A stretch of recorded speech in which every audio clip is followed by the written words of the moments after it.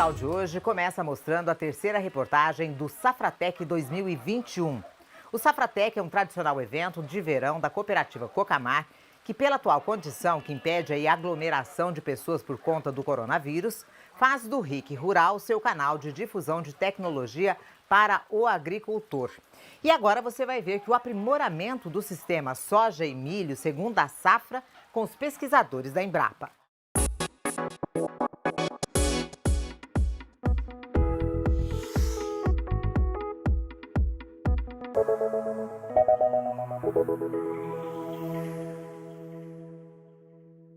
Hoje vamos visitar a terceira estação do Safratec 2021 com um assunto muito importante, o manejo do solo. Está sendo realizado um estudo entre a Cocamar e a Embrapa sobre esse assunto que é de extrema importância para o produtor rural, para que ele tenha informações e possa retirar do solo o máximo proveito possível.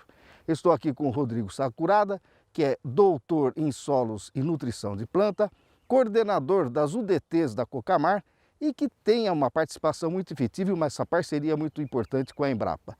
Rodrigo, o que o produtor pode tirar de informações? O que ele vai receber de informações nesse estudo, nessa pesquisa que a Cocamar faz junto com a Embrapa com relação ao manejo de solo?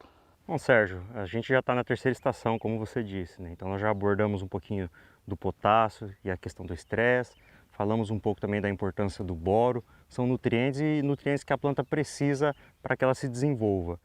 Além dos nutrientes que eles são importantes, né, e a gente sempre ressalta isso para a gente conseguir mensurar por meio de análises de solo, por meio de análises foliares, né, para saber se o que a gente está aplicando, né, para a cultura, para saber se é suficiente ou não, nós temos outros fatores que eles são afetados pelo manejo.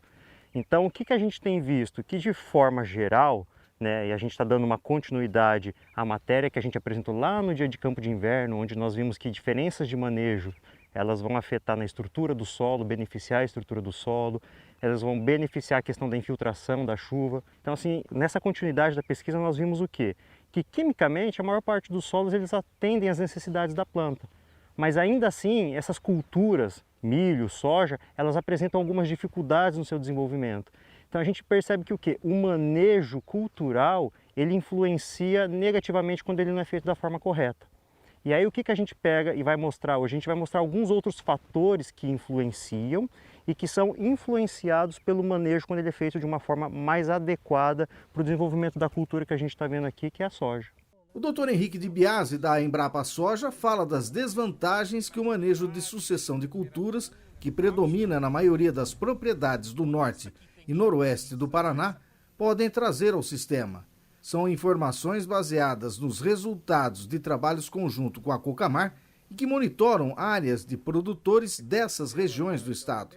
Essa lavoura aqui representada nessa parcela que nós estamos vendo aqui, ela representa, na verdade, a maior parte do manejo do solo adotado nas regiões norte e noroeste do estado do Paraná, que é o cultivo do milho no outono e inverno, seguido de uma grade após o milho.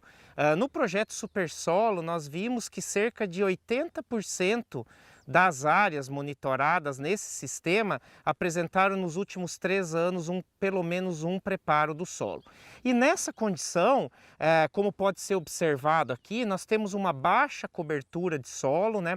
Essa baixa cobertura de solo, ela diminui a infiltração de água, ela deixa a temperatura do solo mais elevada, né? Perde mais água por evaporação e o solo também fica mais suscetível à erosão.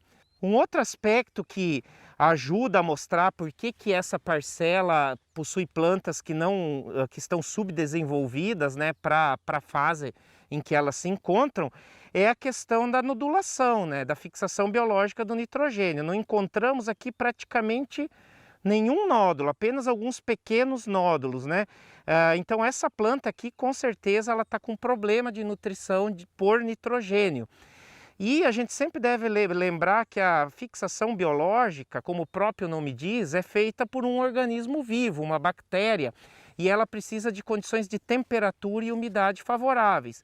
E aqui nessa situação, sem cobertura, eu tenho pouca água, tenho temperatura elevada e ela não consegue se estabelecer. Doutor, o senhor falou ali na outra parcela onde nós estamos, que é o que mais encontramos nas lavouras da região norte e noroeste do Paraná, que a planta estava mostrando alguma deficiência. Nessa lavoura aqui, que está bonita e que é a ideal, conforme a pesquisa orienta, o que dá para fazer de comparação? Não, a diferença é bastante evidente, bastante grande, né? O que a gente observa em primeiro lugar é a cobertura com palha, né? Nós estamos aqui mais ou menos há 90 dias após o manejo dessa braquiária no meio do milho, a gente vê ainda o solo completamente coberto, protegendo contra a temperatura muito alta, proporcionando maior infiltração e diminuindo a perda de água por evaporação. Tanto é que dá para ver aqui a palha ainda úmida, né, das últimas chuvas, né?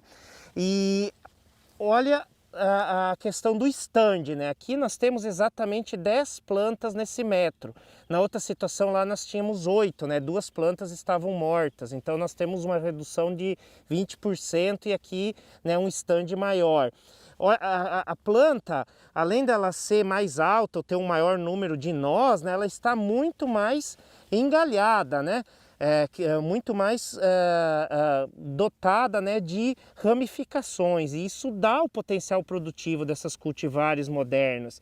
Nós vemos também que ela está um pouquinho mais atrasada do que as plantas de lá, né?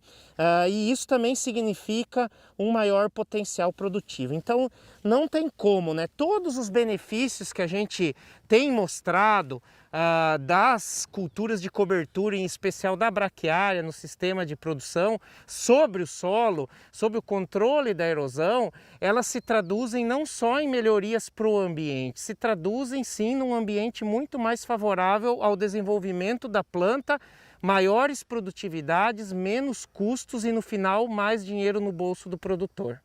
Agora, doutor Henrique, o nematóide conversa em toda a roda de produtor.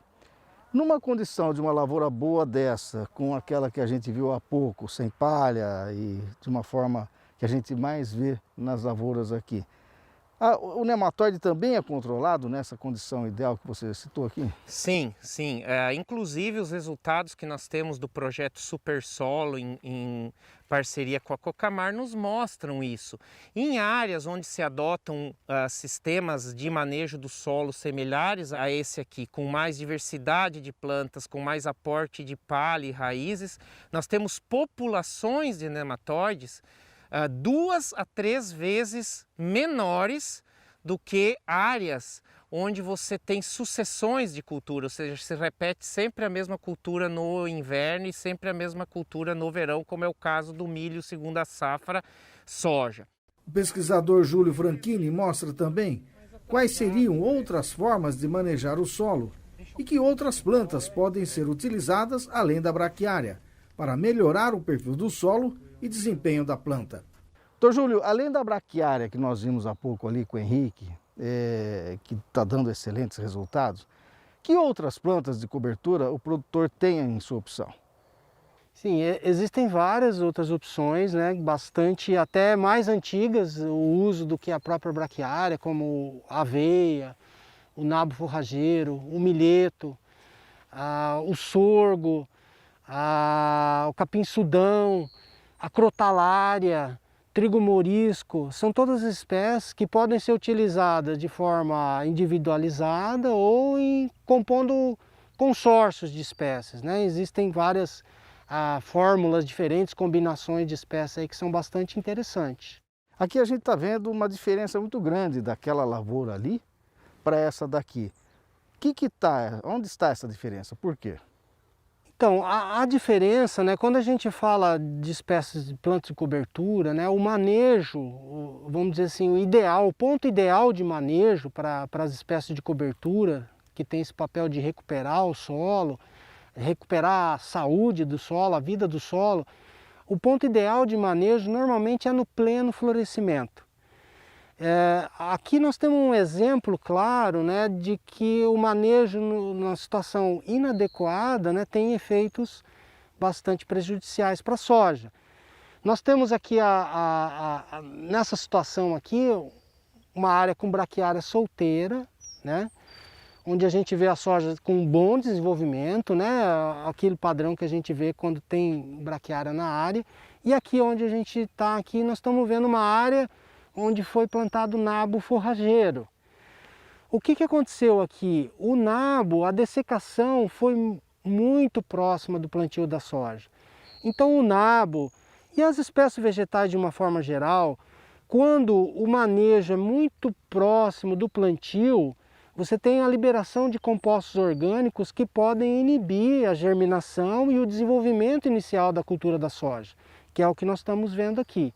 Então o ideal é sempre que haja, no caso específico do nabo, um intervalo mínimo de 30 dias antes do plantio da soja. Esse ano em particular, né, por causa das condições climáticas, né, o manejo foi complicado. Então foi feita a dessecação, mas a planta não morreu. Como não tinha água, ela não se decompôs. Quando foi feito o plantio, então começou a decomposição, começou a liberar esses compostos que tiveram como resultado isso que nós estamos vendo aqui na soja. Tem produtor que seguiu orientação técnica e plantou nabo. Chegou na sua lavoura nessa condição. É para ele parar de plantar nabo, então? Não, de forma alguma. O que nós queremos mostrar aqui é exatamente a questão que existe um manejo, melhor forma de manejo, um momento adequado para fazer o manejo.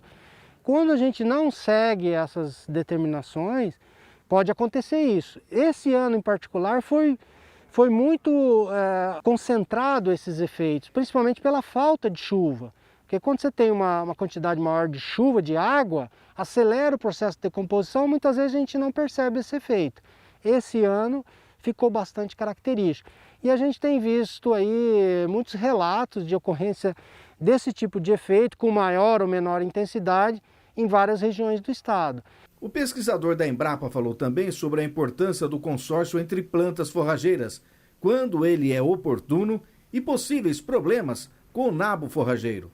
O consórcio aí de várias espécies, né, mais que duas, né, é muito interessante o consórcio porque você está combinando plantas que têm características, né, diferentes que são favoráveis, né? Uma planta descompacta o solo, a outra recicla fósforo, a outra fixa nitrogênio. Então a combinação das espécies faz com que você tenha no final um resultado maior advindo da combinação. Então você tem uma sinergia entre as espécies.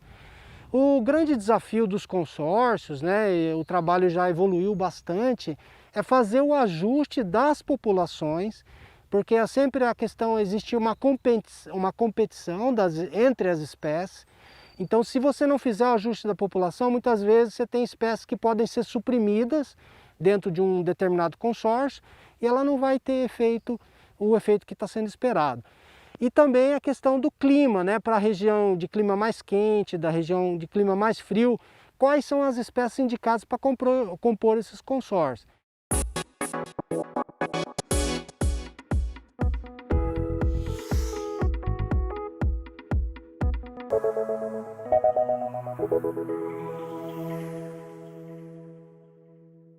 Olha, domingo que vem tem mais Safratec, última estação que nós vamos visitar, que é o controle da buva. Assunto interessante, Muito né? importante.